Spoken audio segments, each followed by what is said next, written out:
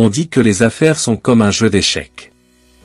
Vous devez avoir une stratégie, analyser votre adversaire, choisir vos pièces, et surtout, être capable de voir quelques coups d'avance. Dans son livre, Your Next 5 Moves, Patrick Bet-David affirme que les grands maîtres des échecs et les PDG ont beaucoup en commun. Pour réussir dans le monde d'aujourd'hui, nous devons commencer à penser avec quelques coups d'avance. Le fait de pouvoir prévoir vos prochains mouvements peut vous permettre d'avoir le contrôle, de devenir stratégique, d'avoir conscience de vous-même et d'être confiant dans tout ce que vous faites. Aujourd'hui, nous allons donc passer en revue ce livre. Your Next 5 Moves, de Patrick Bet-David. Première étape, se connaître soi-même. Votre premier mouvement est de comprendre qui vous êtes, et ce que vous voulez atteindre. Cela vous donne un énorme avantage concurrentiel, car en vous connaissant, votre chemin devient clair et les influences extérieures n'ont plus d'importance. Le pari de David est de devenir brutalement honnête avec vous-même dans votre première démarche. Plus vous serez honnête, plus vous aurez le contrôle et plus votre chemin sera clair. Vous voyez, beaucoup de gens veulent dominer une industrie et gagner des millions ou même des milliards de dollars, tandis que d'autres veulent accumuler assez de richesses pour profiter de la vie, et des gens qui la composent. Comprendre ce que vous voulez vous permet de développer une conscience de soi et d'éviter le très dangereux piège de la comparaison. Par exemple, si vous êtes un père qui veut gagner 150 000 $ par an et entraîner la petite ligue de baseball de vos enfants, vous ne vous sentirez pas mal, ou gêné lorsque quelqu'un à côté de vous gagne des millions de dollars par an.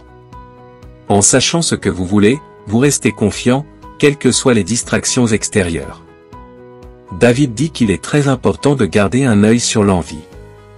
Si vous commencez à être un peu envieux de ce que quelqu'un d'autre possède, cela signifie deux choses. Premièrement, vous vous mentez peut-être à vous-même sur ce que vous voulez. Vous pouvez dire que vous ne voulez pas quelque chose, mais en réalité vous le voulez. Ou deuxièmement, vous manquez de discipline pour atteindre ces objectifs. Ceux qui ont la discipline et l'éthique de travail pour atteindre leurs objectifs, ne se sentent pas envieux de quelqu'un. Au contraire, ils s'inspirent d'eux. Bet-David recommande soit de réduire vos attentes pour qu'elles correspondent à votre éthique de travail, soit d'augmenter votre éthique de travail pour qu'elle corresponde à vos ambitions. Vous seul savez ce que vous devez faire. Une fois que vous avez déterminé ce que vous voulez, il est temps de déterminer qui vous êtes et quelle voie vous convient le mieux. Vous voulez choisir une voie qui met les chances de gagner en votre faveur. Ce qui détermine si vous gagnez au jeu des affaires, ce n'est pas votre niveau de compétence, mais votre niveau de compétence par rapport à vos concurrents. C'est pourquoi il est important de connaître vos forces et vos faiblesses. Beaucoup de gens pensent que pour créer de la richesse et gagner au jeu des affaires, ils doivent devenir des entrepreneurs. Mais David pense autrement, tout le monde n'a pas ce qu'il faut pour devenir un entrepreneur, et ce n'est pas vraiment nécessaire. En fait, ce n'est même pas recommandé. L'entrepreneuriat comporte par nature un niveau de risque élevé que beaucoup ne sont pas prêts à prendre. Si vous avez des tendances à l'entrepreneuriat, mais que l'idée de tout risquer vous rend malade, l'entrepreneuriat peut être une excellente option. Les entrepreneurs créent de nouvelles entreprises, de nouveaux projets, ou dirigent la croissance et l'innovation au sein d'une entreprise existante. Dans certains cas, cela rend l'entrepreneur si précieux que l'entreprise doit payer une participation pour le retenir, ce qui en fait un acteur majeur de l'entreprise. Pensez à certains des plus grands noms du monde des affaires. Bill Gates et Paul Allen ne sont pas les seuls à s'être enrichis grâce à Microsoft.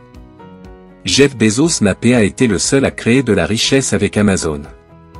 Toute entreprise en expansion a besoin d'entrepreneurs pour continuer à se développer et à être pertinente. Nombreux de ces entrepreneurs peuvent donner vie à leur vision sans avoir à risquer leur argent, leur temps et leur santé mentale, tout en utilisant une infrastructure déjà existante créée par quelqu'un d'autre, qui a pris ces risques. Deuxième étape, maîtriser la capacité de raisonner. L'une des principales clés du succès est la capacité à traiter les problèmes et les questions, car ils se produisent toujours. La plupart des entrepreneurs échouent non pas parce qu'ils ont un modèle commercial défectueux, ou qu'ils ont perdu un investisseur. Ils ont échoué en raison de leur incapacité à résoudre des problèmes, et à laisser derrière eux leurs idées préconçues. Les grands résolveurs de problèmes ont 8 caractéristiques principales. Premièrement, il pose beaucoup de questions. Disposer de plus de données permet de formuler de meilleures hypothèses sur les coûts du problème, sur ce qui peut être fait pour le résoudre, et sur la manière d'éviter qu'il ne se reproduise. Deuxièmement, il ne se soucie pas d'avoir raison ou tort. Ils ne s'intéressent qu'à la vérité. Ils veulent gérer la situation et passer à autre chose. Et si quelqu'un a une meilleure idée, tant mieux. Il n'y a pas de place pour l'ego quand on traite un problème. Numéro 3, ils ne s'excusent pas. Numéro 4, ils aiment être mis au défi. Leur objectif est de gérer la situation rapidement et efficacement. Cela implique d'écouter les idées des autres, même si elles diffèrent des leurs. Numéro 5, ils sont curieux. Ils veulent toujours en savoir plus sur le problème et sur les problèmes potentiels qui pourraient survenir à l'avenir. Numéro 6, elles préviennent plus de problèmes qu'elles n'en résolvent. Elles préfèrent repérer les drapeaux jaunes avant qu'ils ne deviennent rouges. Septièmement, elles font d'excellents négociateurs. Les personnes curieuses de résoudre les problèmes ont tendance à utiliser la logique pour trouver une solution gagnante pour toutes les parties concernées. Et numéro 8, ils sont plus intéressés à trouver des solutions permanentes à nos problèmes plutôt que de mettre un pansement dessus. La capacité à résoudre les problèmes rapidement et efficacement donne aux joueurs un avantage concurrentiel, dans le jeu des affaires et de la vie. Troisième étape, former la bonne équipe. Quels que soient vos objectifs, si vous construisez quelque chose de grand, vous ne pouvez pas le faire seul. Vous devez avoir d'autres personnes talentueuses pour vous aider à réaliser votre vision, lorsqu'il s'agit de recruter des personnes talentueuses pour votre pari commercial. David dit que vous devez leur donner une bonne raison de vous suivre. De nombreux chefs d'entreprise pensent à ce que leurs employés peuvent faire pour eux. Cela sabote la capacité à créer de bonnes relations et à développer la loyauté de vos employés, ce qui leur permet de se réaliser pleinement. Au lieu de vous demander ce que vos employés peuvent faire pour vous, pensez à ce que vous pouvez faire pour eux. Pensez à ce que vous pouvez faire pour eux.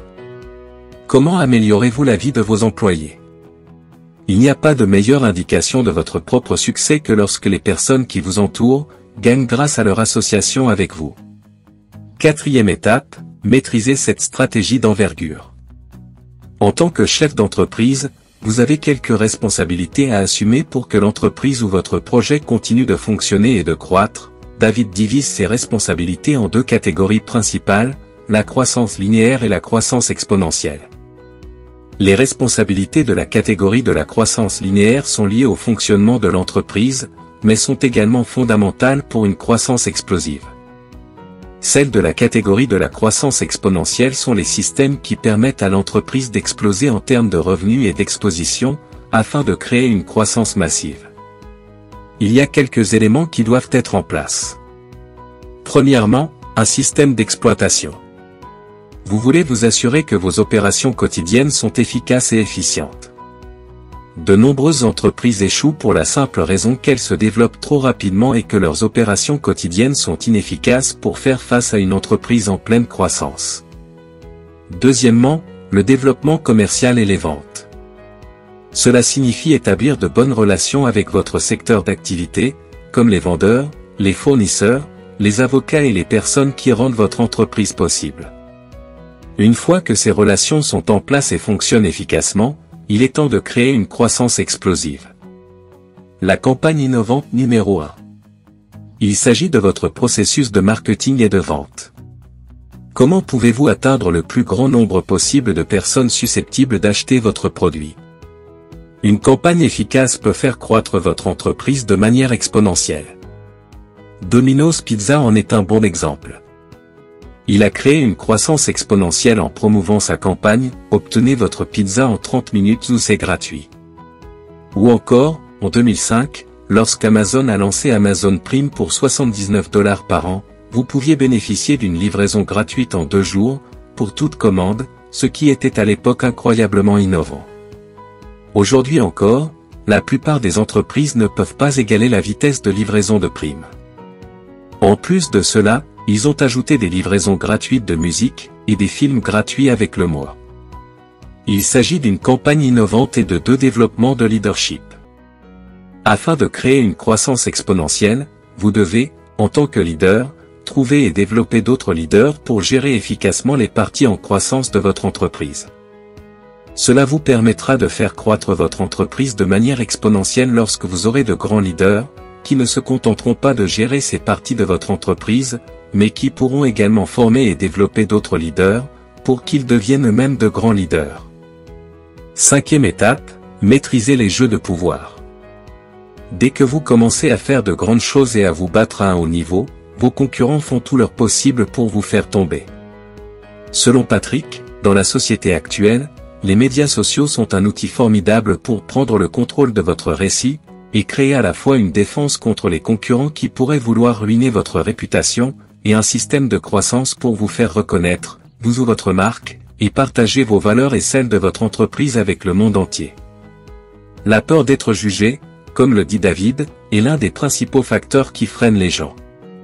Les visionnaires ont dépassé cette crainte. Si vous y réfléchissez, les personnes qui réussissent le mieux dans le monde n'hésitent pas à faire leur promotion et celle de leur mission. Steve Jobs n'hésitait pas à promouvoir la technologie d'Apple et sa mission. Elon Musk n'hésite pas à faire sa promotion et celle de son entreprise, bien qu'il soit naturellement introverti. Apprendre à créer des options dans tous les aspects des affaires et de la vie, vous permet d'avoir le pouvoir de négocier et d'obtenir des résultats à vos conditions, plus que la plupart des gens. En faisant de cela une habitude dans votre vie de tous les jours, vous augmentez votre niveau de pouvoir à mesure que vous vous développez dans les affaires.